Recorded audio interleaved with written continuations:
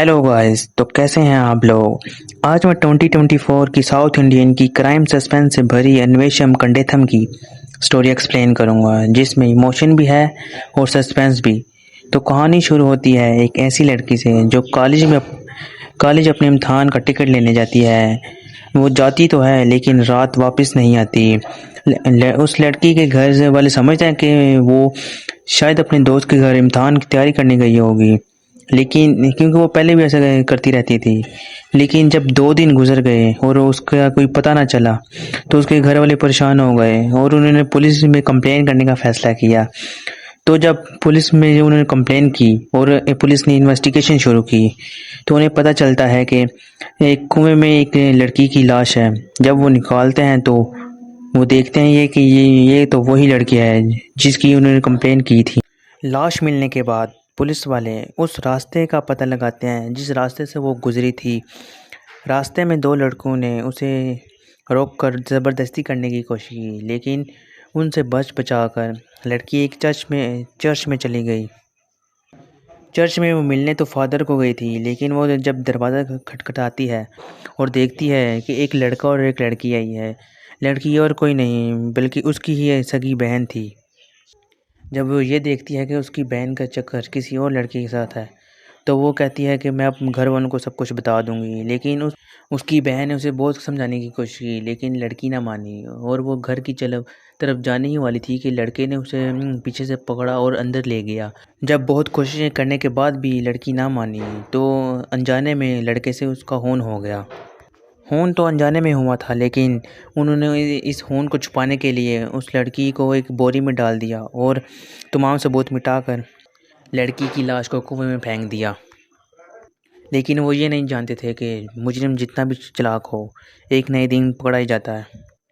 जब पुलिस वाले इन्वेस्टिगेशन करते हैं, तो उन्हें पता चलता है कि लड़की चर्च में भी गई थी, लेकिन चर्च में गांव वालों ने पुलिस वालों को घुसने न दिया, क्योंकि वो फादर की बहुत इज्जत करते थे और वो नहीं चाहते थे कि पुलिस वाले अंदर घुसकर उनसे कोई सवाल जवाब करें। वहीं पर कुछ दूसरे सीनियर्स ऑफिसर ने इस केस को क्लोज करने के लिए 2 ऐसे लोगों को चुना जो कि बेगुनाह थे, लेकिन अश्विन को ये गवारा नहीं था। उसने इस मामले की तह तक जाने का फ़ैसला किया और उसने एक ऐसा प्लान बनाया जिससे वो चर्च में घुस सके, और आखिरकार उसे मौका मिल ही गया। और जब उसे मौका मिला, तो उसने फोरेंसिक के साथ मिलकर कुछ सबूत हासिल किए और उनकी जांच करने के बाद ये कन्फर्म हो गया कि खून तो चर्च में ही हुआ था। वो लड़का दरअसल फादर की ही बहन का लड़का था जो 2 दिन के लिए वहाँ रहने आया था। जब पुलिस वालों को शक हुआ, तो उन्होंने उसे गिरफ़्तार किया और कुछ इन्वेस्टिगेशन की, तो उन्हें पता चला कि असल में खूनी यही था। और जब वो आखिरी फ़ैसले के लिए उसे अदालत लेकर जा रहे थे, तो रास्ते में ही उसने उन उन उनसे मारपीट करके खुद को छुड़वाया और भाग गया, और रास्ते में ट्रेन के आगे आकर खुदकुशी कर ली। तो दोस्तों, अन्वेषिपिन और उसकी टीम को उनकी लापरवाही की वजह से सस्पेंड कर दिया जाता है, लेकिन कुछ सालों बाद कमिश्नर की स्पेशल परमिशन की वजह से उन्हें एक और केस मिलता है। कमिश्नर अश्विन को बताता है कि 6 साल पहले एक लड़की का कत्ल हुआ था, लेकिन आज तक उसका कोई पता नहीं चल सका। अब तक बहुत सी टीम इस केस में स्टडी कर चुकी हैं, लेकिन उन्हें आज तक कोई सुराग नहीं मिला। अगर तुम लोग ये केस सॉल्व कर सकोगे, तो एक बार फिर तुम लोगों का नाम हो जाएगा। और अगर तुम लोग ये केस सॉल्व ना भी कर सके, तो क्लोजिंग फाइल बनाकर सबमिट करवा देना। अश्विन को इस बात में कोई नुकसान न लगा, इसलिए उसने ये केस लेने का फैसला किया और अपनी टीम को लेकर उसी गांव में चला गया। उस गांव में जाने के बाद अश्विन और उसकी टीम को गांव वालों के गुस्से का सामना करना पड़ता है, क्योंकि कुछ सालों पहले जब ये केस ओपन था, तो पुलिस वालों की बेरहमी और बदसलूकी की वजह से ये गांव वाले पुलिस से नफरत करना शुरू हो गए थे। अश्विन और उसकी टीम की मुश्किल दुगनी हो चुकी थी, लेकिन फिर भी उन्होंने यहाँ रहकर इन्वेस्टिगेशन करने का फ़ैसला किया। केस की डिटेल जानने के लिए उन्होंने इस केस पर पुराने ऑफिसर से बात की, जो उस टीम के साथ काम कर चुका था जिसने ये केस संभाला था। तो वो बताता है, हेड कांस्टेबल अश्विन और उसकी टीम को बताता है कि जिस रात उस लड़की का खून हुआ था, उस रात वो उस लड़के के साथ जाने वाली थी जिससे वो प्यार करती थी, लेकिन उसका खून कर दिया गया। पुलिस के पास कोई भी लीड नहीं थी, लेकिन तभी उन्हें पता चलता है कि श्रीदेवी हिंदी सीख रही थी। जिसका मतलब था कि वो दिल्ली में जॉब की तलाश में जा रही है। इसका मतलब था कि वो लड़का भी दिल्ली में ही कहीं होगा या चिरुवली के आसपास कहीं रहता होगा।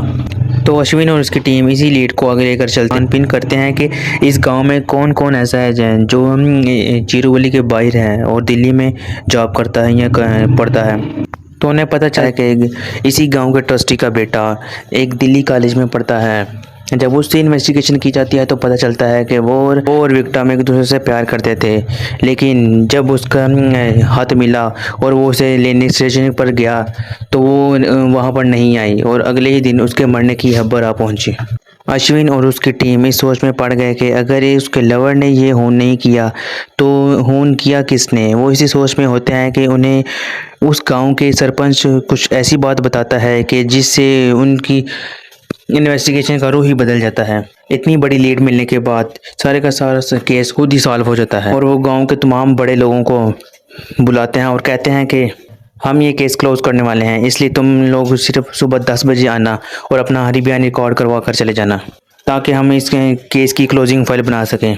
तो जब सुबह सब लोग आ जाते हैं तो वो सबसे पहले उस गांव के ट्रस्टी का बयान लेते हैं और उसे सारी की सारी कहानी सुनाते हैं कि कैसे एक लड़का और एक लड़की प्यार में थे और जब एक दिन गांव में बारिश हो रही थी तो उनसे एक गलती हो गई जिसकी वजह से वो लड़की प्रेग्नेंट हो गई। लेकिन जब उस लड़की ने अपने हाथ में लिखा कि वो प्रेग्नेंट है तो वो हाथ पढ़कर जब लड़के ने उसे बुलाया और कहा कि हम दोनों यहाँ से चले जाते हैं, तो उसके बूढ़े बाप ने अपनी इज्जत बचाने के लिए उस लड़की का कत्ल कर दिया।